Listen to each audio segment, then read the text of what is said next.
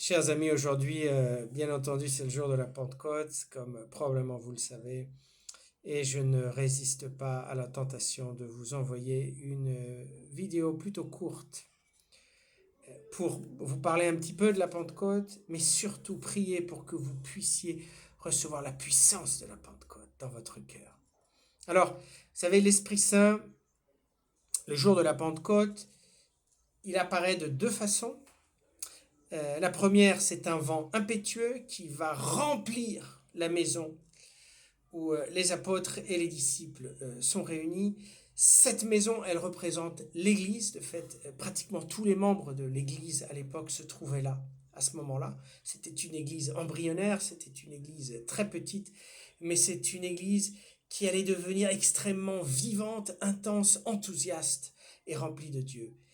Et alors, donc c'est un vent impétueux qui apparaît et le texte nous dit, il remplit toute la maison où ils étaient. Et avec ça, Dieu nous dit que l'âme de l'Église, c'est l'Esprit Saint. Mais attention, c'est un Esprit Saint qui apparaît sous la forme d'un vent impétueux. Et je répète, impétueux, c'est important. L'âme de l'Église, c'est un esprit, l'Esprit Saint, et c'est un esprit impétueux, c'est un esprit intense, c'est un esprit qui veut remplir l'Église d'enthousiasme, de feu, de force, de courage. Pas un esprit médiocre, pas un esprit paralysé, pas un esprit timide, mais un esprit qui a un vent impétueux, c'est un esprit qui balaie les ténèbres. Et c'est dans notre Église. Elle a besoin, c'est une Église qui a besoin de sortir d'elle-même, mais pas avec un enthousiasme humain, c'est pas assez. Il faut l'enthousiasme surnaturel, il faut la force surnaturelle qui vient de Dieu. L'Église ne pourra rompre ses chaînes et ne pourra rompre les chaînes du monde qu'avec la force et l'enthousiasme de l'Esprit de Dieu, qu'avec la force qui vient d'en haut, comme dit Jésus aux apôtres, il faut que vous restiez à Jérusalem. Il a dit au moment de son ascension, pour recevoir la force d'en haut, l'Église a besoin de cette âme renouvelée pour convaincre le monde et pour montrer au monde que Dieu existe et que Dieu est vraiment vivant. Et le deuxième symbole au travers duquel l'Esprit Saint se montre, ce sont les flammes. Et ces flammes, elles vont se poser donc sur chacun des disciples, chacun des apôtres qui est là. Alors, la flamme, c'est très intéressante, on la trouve dans l'Ancien Testament, bien entendu au moment où Dieu apparaît à Moïse sur le mont Sinaï, vous savez, c'est l'épisode du buisson ardent, donc Dieu va parler du milieu du buisson ardent, mais c'est une flamme donc qui va se communiquer à Moïse, mais c'est une flamme qui est extérieure à Moïse. Ça, c'est très intéressant. Elle est extérieure à Moïse. Et de fait, Moïse va retrouver cette flamme quand il va construire, ou faire construire plutôt, le tabernacle, c'est-à-dire cette espèce de chapelle ambulante que les Israélites avaient dans le désert et qui était le lieu de la présence de Dieu et qui était aussi le lieu où Moïse allait se recueillir et il allait parler avec Dieu face à face. Et alors, le texte du livre de l'Exode et aussi du livre des Nombres nous dit que sur ce tabernacle, sur cette chapelle, si vous voulez, il y avait constamment la présence de Dieu, donc durant la journée sous la forme d'un nuage, d'une nuée, donc ça, cette nuée représentait l'Esprit Saint, et la nuit, c'était sous la forme d'une flamme de feu qui était là et qui était posée sur le tabernacle, et c'est aussi le symbole, bien entendu, de l'Esprit Saint. Mais vous voyez, c'était une flamme qui était extérieure.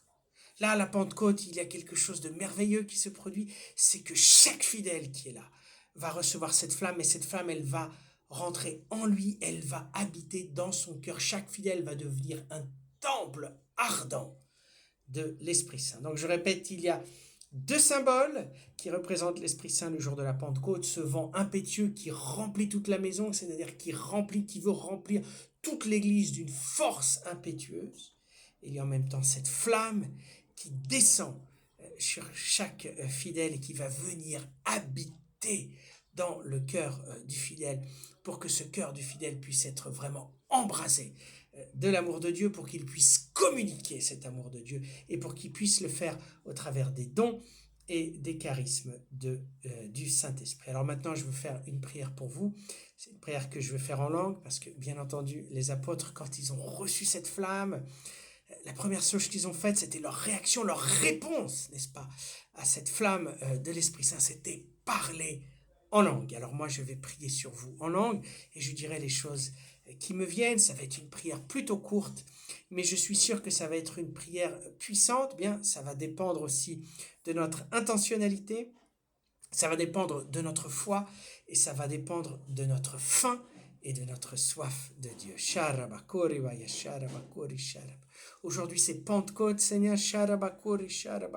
Et ce sera aussi Pentecôte pour chacun d'entre vous, chaque fois que vous entendrez cette prière. Peu importe si vous l'entendez aujourd'hui ou le lundi de Pentecôte ou dans 2 semaines ou dans 3 mois, peu importe. L'Esprit Saint veut descendre sur vous avec une plénitude absolument extraordinaire. L'Esprit Saint brûle d'amour pour vous. Il brûle du désir, il faut le dire. Il brûle du désir de communiquer sa flamme à chaque être de notre monde. Alors viens Saint-Esprit pour ceux qui vont m'entendre. Descends avec puissance, remplis-les de tes dons, remplis-les de tes charismes, remplis-les de ta force, remplis-les de ton courage et de ta enthousiasme évangélisateur. Rien ne peut arrêter un cœur embrasé. Rien ne résiste à une église qui est animée d'une âme impétueuse, dont l'âme est un vent impétueux. Rien ne peut arrêter cette église. Donc descends, Saint-Esprit. Comme une flamme, comme un feu, comme un vent impétueux. Comme une source d'eau vive. Descends, Saint-Esprit. Viens transformer.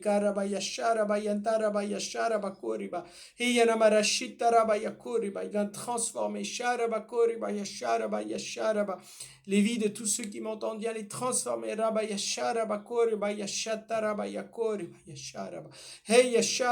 les guérir. Viens briser les blocages, viens briser les chaînes. Viens briser tout ce qui leur empêche d'entrer dans leur mission. Puissant Saint-Esprit, glorieux Saint-Esprit. Esprit Saint qui nous embrasse d'amour. Viens transformer le monde. Viens communiquer ta flamme d'amour, Saint-Esprit. Sans limite.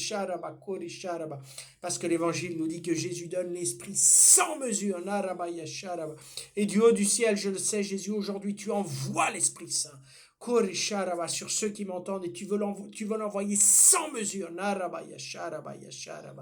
Et sur la croix, Jésus, quand tu as dit j'ai soif, tu as soif d'amour, tu as soif que tes apôtres, que tes disciples, que tous les hommes sur terre reçoivent ce feu d'amour, et qu'ils puissent répondre à ton amour avec un amour ardent. Donc une fois de plus, nous le disons, viens Saint-Esprit, viens nous embraser, viens nous transformer. Viens faire de nous des hommes et des femmes nouvelles. Amen, amen, amen.